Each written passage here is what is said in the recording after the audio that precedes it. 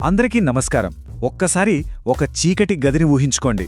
బయట పెద్ద వర్షం పడుతోంది. అలాంటి గదిలో చిన్నగా వెలుగుతున్న ఒక కొవ్వొత్తి. ఆ చిన్న వెలిగే మన ఆశ కదా.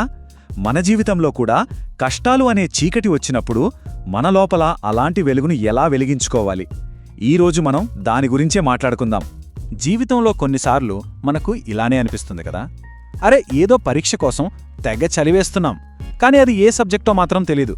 ఎటు వెళ్తున్నామో, ఎందుకింత కష్టపడుతున్నామో ఏమీ అర్థం కాదు. ఇలా దారి తప్పిపోయినట్టు అనిపించడం చాలా చాలా సాధారణమైన విషయం. దీని గురించి అస్సలు కంగారు పడక్కర్లేదు. నిజానికి ఈ ఫీలింగ్ చాలా మందికి ఉంటుంది. ఒక స్టూడెంట్ ఏమనుకుంటాడు, అస్సలు నేను ఎందుకు చదువుతున్నానో నాకే తెలియట్లేదు అంటాడు. అలాగే ఉద్యోగం చేసేవాళ్లు రోజూ ఇంత కష్టపడతాను, కానీ దీనికి అర్థమేంటి అని ఆలోచిస్తారు. ఇంట్లో పనులన్నీ చూసుకునేవాళ్లు కూడా అన్నీ చేస్తున్నాను, కానీ నాకెందుకో సంతోషంగా లేదు అని ఫీల్ అవుతారు. ముఖ్యంగా మన జీవితంలో ఏదైనా బాధ కలిగినప్పుడు ఈ ఖాళీతనం, ఈ శూన్యం ఇంకా పెద్దదిగా అనిపిస్తుంది. సరే, మరి దీనికి పరిష్కారమేంటి అంటే మనం ఆలోచించే పద్ధతిలో ఒక చిన్న మార్పు తీసుకురావాలి. చూడండి, పాత ఆలోచన ఎలా ఉంటుందంటే, అయ్యో నా జీవితానికి అర్థమే లేదు, ఈ బాధ నుండి ఎలాగైనా పారిపోవాలి అని అనుకుంటాం. ఇది మనల్ని నిరాశలోకి నెట్టేస్తుంది. కానీ ఒక కొత్త ఆలోచన ఉంది. అదేంటంటే, జీవితానికి ఎప్పుడూ ఒక అర్థం ఉంటుంది. మనం పడే బాధకు కూడా ఒక ప్రయోజనం ఉండొచ్చు. ఈ ఆలోచనే మనకు బలాన్నిస్తుంది. ఇక్కడే ఒక గొప్ప వ్యక్తి విక్టర్ ఫ్రాంకల్ ఒక అద్భుతమైన మాట చెప్పారు. జీవించడానికి నీ దగ్గర ఒక ఎందుకు అనే కారణం ఉంటే జీవితంలో వచ్చే ఎలా అనే సమస్యనైనా నువ్వెదుర్కోగలవు. ఎంత పవర్ఫుల్ మాట కదూ. ఈ ఒక్క ఆలోచనే ఈరోజు మనం మాట్లాడుకోబోయే అన్నింటికీ ఆధారం. అంటే మన దగ్గర బ్రతకడానికి ఒక బలమైన కారణం, ఒక లక్ష్యం ఉంటే చాలు, ఎలాంటి కష్టాన్నైనా మనం దాటేగా. సరే, మరి ఈ మాటలు నిజమేనా? అవును, ఈ మాటల్ని నిజం చేసి చూపించిన ఒక ధైర్యవంతుడి కథ ఇప్పుడు మనం తెలుసుకుందాం. ఆయన కథ వింటే మనకే ఆశ్చర్యం వేస్తుంది. మనం ఇందాక చెప్పుకున్నాం కదా, విక్టర్ ఫ్రాంకల్ అని. ఇది ఆయన కథే. రెండో ప్రపంచ యుద్ధం జరుగుతున్న సమయం. ఆయన ఒక నాజీ కాన్సంట్రేషన్ క్యాంప్లో ఖైదీ. ఆ పరిస్థితి ఎంత భయంకరంగా, ఎంత కఠినంగా ఉంటుందో ఒక్కసారి ఊహించుకోవడానికి ప్రయత్నించండి. ఆ క్యాంప్లో ఆయన అన్నీ కోల్పోయారు. తన కన్న వాళ్ళని, ప్రాణంగా ప్రేమించిన భార్యని, తన స్వేచ్ఛని, ఎంతో ఇష్టపడి చేసే డాక్టర్ వృత్తిని, అన్నీ పోయాయి. ప్రతిరోజూ కళ్ల ముందే మనుషులు చనిపోవడం, వాళ్ళ బాధను చూడటం, ఇదే ఆయన జీవితం. మరి అంతా కోల్పోయినప్పుడు, చుట్టూ అంతా నిరాశే ఉన్నప్పుడు చాలామంది బతకాలన్న ఆశను వదిలేసుకున్నారు. కానీ విక్టర్ ఫ్రాంకల్ మాత్రం ఎలా బ్రతకగలిగారు?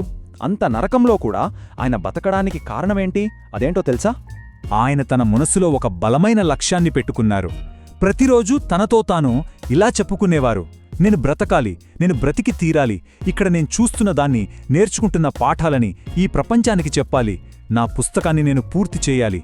చూశారా, ఈ ఒక్క ఆలోచనే ఆ నరకంలాంటి చీకటిలో ఆయనకు వెలుగు చూపే దీపంలా మారింది. అంటే ఆయనకు బ్రతకటానికి ఒక పర్పస్, ఒక ప్రయోజనం దొరికింది. ఆ ప్రయోజనమే ఆయన పడుతున్న బాధను తట్టుకునే శక్తిగా మారింది. ఆయన నొప్పిని పవర్గా మార్చేసింది. చూశారా, మన జీవితంలో ఒక లక్ష్యమనేది ఎంత ముఖ్యమో. ఓకే, విక్టర్ ఫ్రాంకల్ కథ చాలా గొప్పది. కానీ మనం అనుకోవచ్చు, అంత పెద్ద కష్టాలు మాకు లేవు కదా అని. నిజమే, కానీ ఈ మ్యాజిక్, ఈ సూత్రం మన రోజువారీ జీవితంలో ఎదురయ్యే చిన్న చిన్న సమస్యలకు కూడా పనిచేస్తుంది. అది ఎలాగో కొన్ని సింపుల్ ఉదాహరణలతో చూద్దాం. ఇప్పుడు చూడండి, ఒకే పని, కానీ దానికి మనం ఇచ్చే అర్థం వేరుగా ఉంటే మనలో వచ్చే శక్తి కూడా వేరుగా ఉంటుంది. ఉదాహరణకు, ఒక స్టూడెంట్ పరీక్షలో ఫెయిల్ అయ్యాడనుకుందాం. ఒక లక్ష్యం లేకపోతే ఏమనుకుంటాడు? అయ్యో నేను దేనికి పనికిరాను అని బాధపడి వదిలేస్తాడు.